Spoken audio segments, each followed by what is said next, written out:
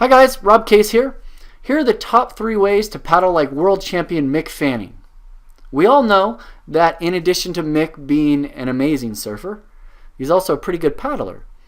And we all know that the better we can paddle, the more waves we will catch. The first technique that is very obvious in his paddling is what he does with his head. I know it sounds really simple, and it is. So let me explain. The biggest thing that slows us down in the water is resistive drag.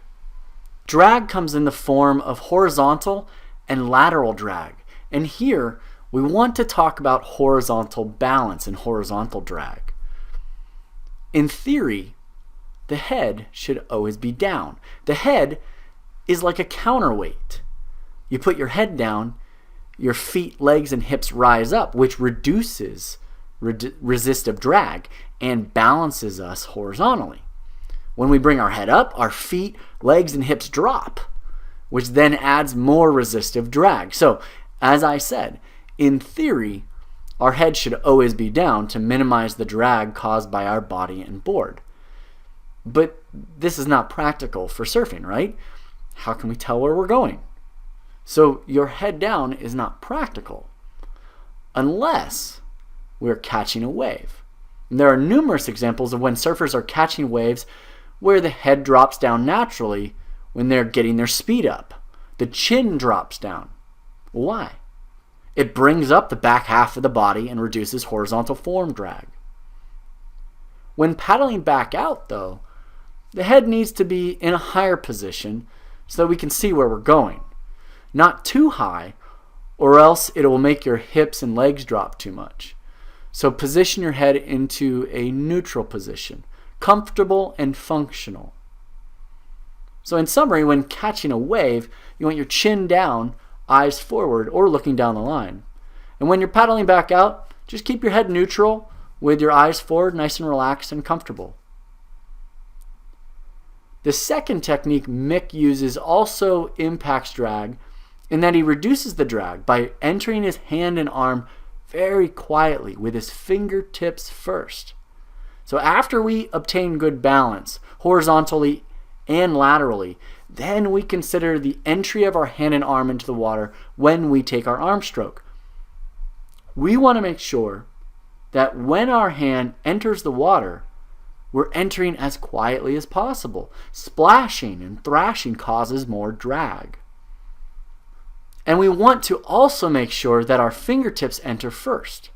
They are the most tapered part of our arm and hand. And this will provide the most streamlined entry and the least form drag so that the rest of our arm can slide in nice and smoothly.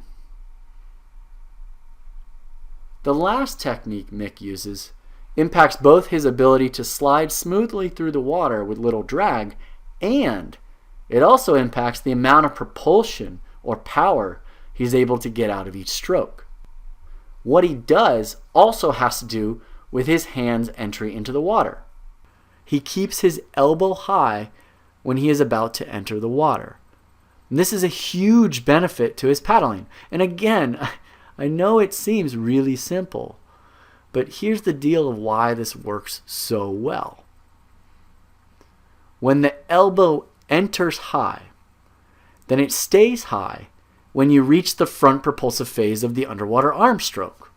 I know many of you guys are like, what?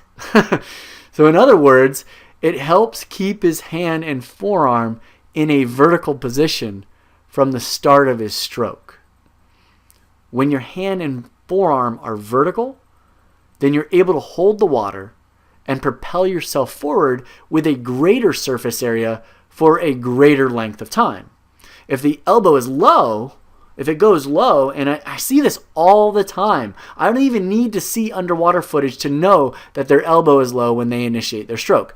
I know it's going to be low because of the way they enter the water. If the elbow is low, then you have less time to hold with a vertical forearm. You have less surface area. If you even get vertical, if you even get your arm vertical throughout the stroke, you might not even get it to vertical if your elbow enters low. So let me ask you, do you think you get more propulsion from a larger surface area or a smaller one? And that's a rhetorical question, of course, because I know you all know that the answer is to have a larger surface area to hold the water and propel yourself forward. So how might you go about improving your own paddling with this technique? Here's a drill you can do the next time you're out surfing. It's called the over the barrel drill, and it's really simple. You just imagine that your arm has to go over a barrel when you enter the water. You can't keep your elbow low when you're reaching over a barrel. You keep a slight bend in the elbow as well. If you think about it, you can't place your arm over a barrel without a slight bend anyways. This is going to dramatically improve your paddling, and it's really simple to apply. So when you go out paddling, incorporate all three techniques. 1, head neutral when you're just paddling around. Head down when you're catching a wave or you need that extra speed. 2, smooth, quiet entry with your fingertips first. And 3, enter with a high elbow. Remember to enter over a barrel. You do those things and you'll be one step closer to paddling like Mick. I hope you enjoyed this and you got some value out of it. Thank you so much for watching, and I hope to see you in the water.